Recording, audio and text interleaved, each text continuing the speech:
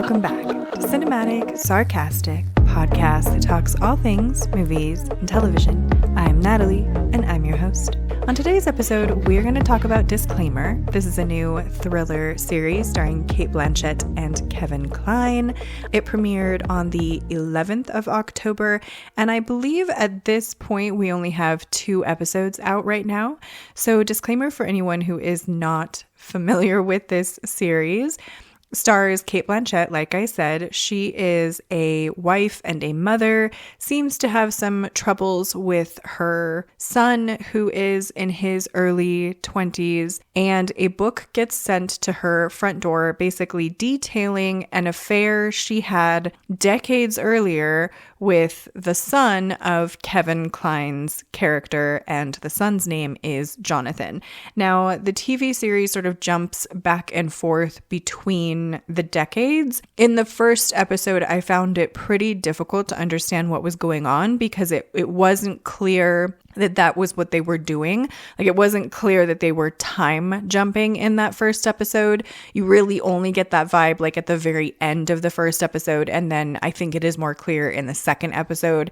And so now going forward, it will be more evident that that's what's happening, is that they are kind of going backwards and showing you what's gone on, and then jumping forwards to what is essentially present day of Cate Blanchett's character of Catherine, sort of watching her life unravel because of this affair that she had that is now detailed in a published book. And this is something that she obviously has kept secret from her husband. Her son doesn't know. You know, it's this like hush, super secret thing that she has kept under wraps for presumably decades. It seems like she might be in her early 20s, perhaps early 30s, when she meets this kid and has an affair with him.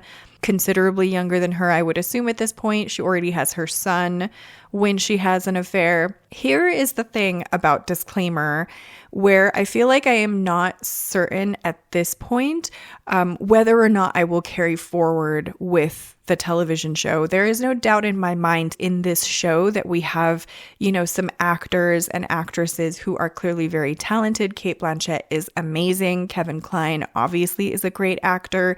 The problem for me is that the story so far in the 2 episodes that we have is not compelling enough to have hooked me. There is nothing really that it's showcased or shown where I'm like, wow, that's exciting, especially for a thriller series. So far, the first 2 episodes to me have been kind of like nothing burgers. I don't care that Cate Blanchett's character has had an affair.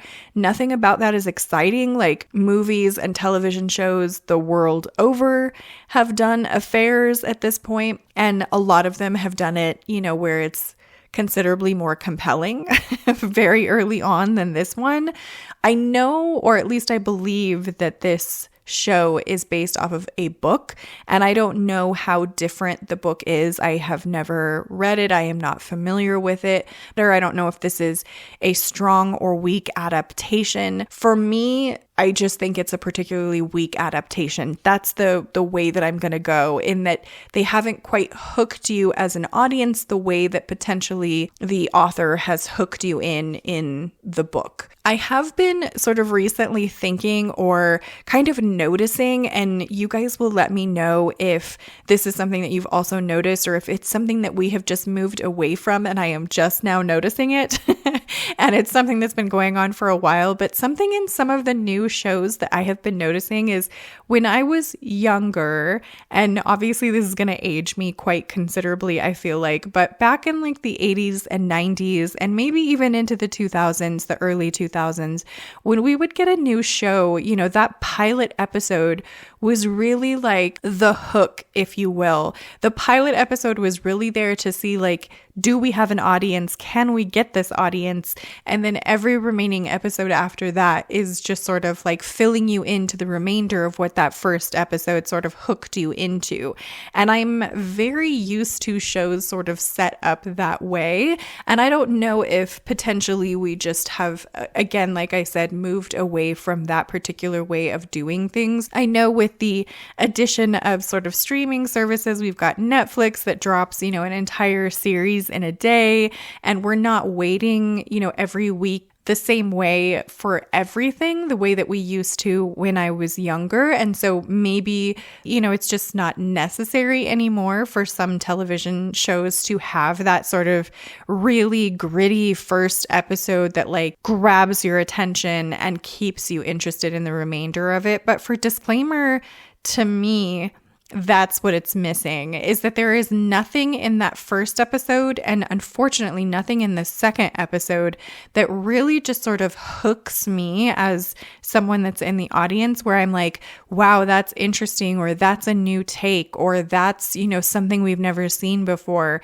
I'm going into a thriller series expecting to be thrilled, and so far in the first 2 hours of this show, I'm mostly bored. There isn't anything really that stands out to me as like, woo, that's incredible. Other than, of course, the acting, especially like, yes, I love Cate Blanchett. She is doing amazing in this show, but especially Kevin Kline, who has lost his wife. You see him sometimes like walking around in her sweater in the show. Like you can definitely feel for him that sort of sorrow. And he publishes this book specifically to kind of get back at Cate Blanchett's character, or that's the vibe that it gives off. But really, like, there's nothing in this. I'm like, I don't really care. It's not that there isn't a compelling story to tell here. It's just that so far, being someone who has not read the book and who does not know what that story is, or like what the outcome of this is, there is nothing here that really I'm all that interested in, other than I really like some of the actors that are in this, and I want it to be good because I enjoy them and I want to experience something good that they have given me.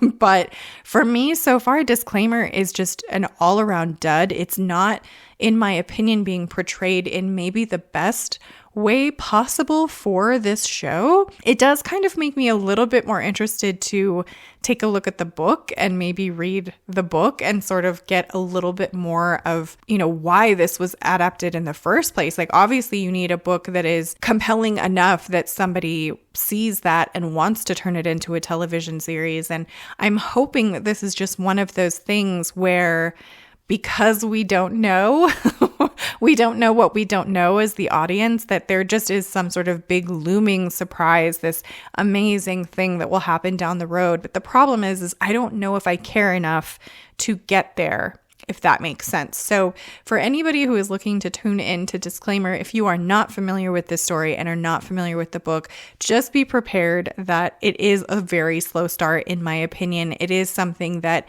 you potentially are going to have to wait a couple more episodes to even understand why we are here in the first place. And for me, I don't know that that is something that I want to do. There is so much entertainment out there now that for me, like, struggling through a series that I am not really all that interested in, it is just not worth it. So I do not give high marks to Disclaimer so far. Maybe I'll see something that changes my mind about that in a review, but as of right now, it is not a win for me. So those are my thoughts on Disclaimer. I would love to know what you guys think. If you have watched this one, subscribe to join the Movie Nerd family, and I hope to see you in the next episode.